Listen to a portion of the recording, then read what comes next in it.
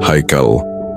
Nama lengkapnya Syahlendra Haikal, santri berusia 13 tahun asal Probolinggo, yang belajar di Pondok Pesantren Al-Qazini, Sidoarjo, Jawa Timur.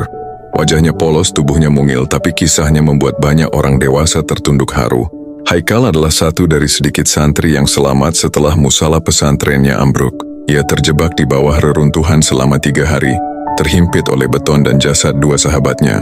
Namun di tempat yang gelap dan pengap itu, Haikal menunjukkan keteguhan iman yang sulit dipercaya. Saat tubuhnya tak lagi mampu bergerak dan udara mulai menipis, Haikal masih berusaha mengingat waktu sholat. Malam itu di bawah tumpukan bangunan yang menindihnya, ia mendengar gema azan Isya. Entah nyata atau hanya dari ingatannya, ia membangunkan temannya yang masih hidup di sebelahnya. Ayo sholat, katanya pelan sambil menepuk tubuh sahabatnya. Temannya yang lemah sempat menyahut, siapa yang jadi imam? Haikal tak sempat menjawab. Di antara puing dan debu terdengar suara seseorang mengimami sholat. Haikal tidak tahu siapa. Mungkin itu suara penyintas lain. Mungkin juga bukan suara manusia.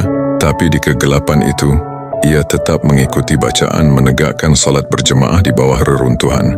Pagi menjelang cahaya subuh tak pernah sampai ke tempat mereka terperangkap. Haikal kembali menepuk bahu temannya. Ayo sholat, ayo sholat. Namun kali ini tak ada sahutan, hanya keheningan. Saat itulah Haikal tahu, sahabatnya telah meninggal dunia. 3 hari berlalu. Di bawah timbunan batu dan debu, Haikal bertahan. Ia lapar dan haus, tapi di dekatnya ada 2 botol air mineral. Ia bisa saja meminumnya, tapi ia menahan diri. Itu bukan hak saya, katanya lirih kepada petugas setelah berhasil dievakuasi.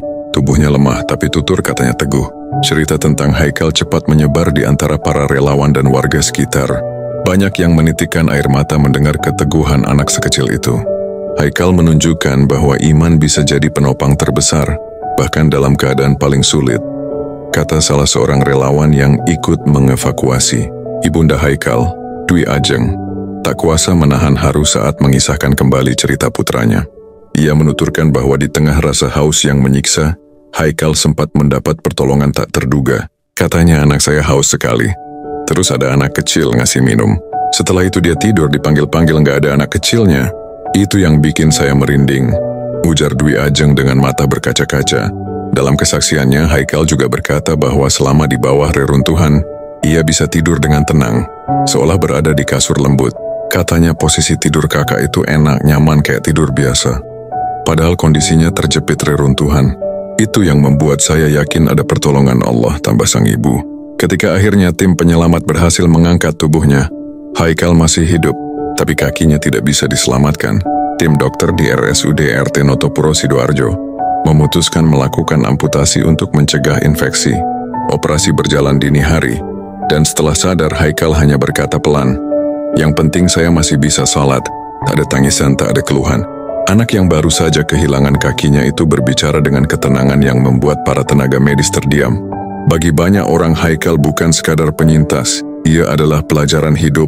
Di usia belia ia sudah memahami makna tawakal, menyerahkan segalanya kepada Allah tanpa kehilangan semangat untuk berbuat baik. Ia adalah bukti bahwa pendidikan iman di pesantren bukan hanya hafalan, tapi latihan jiwa. Agar dalam keadaan apapun, manusia tetap bisa berpegang pada cahaya keyakinan. Kini Haikal dirawat dengan penuh kasih di rumah sakit. Kakinya mungkin telah tiada, tapi langkahnya baru saja dimulai. Dari reruntuhan yang nyaris menelan hidupnya, ia bangkit membawa sesuatu yang jauh lebih berharga. Kesadaran bahwa Tuhan tak pernah benar-benar jauh, bahkan di tengah gelap dan debu. Kisahnya membuat kita merenung tentang arti iman yang sesungguhnya, tentang kekuatan doa yang lahir dari ketulusan seorang anak. Haikal tidak hanya selamat, ia telah mengajarkan dunia bahwa bahkan ketika semua hal runtuh, manusia tetap bisa berdiri. Di dalam hati, di dalam doa, di bawah reruntuhan sekalipun.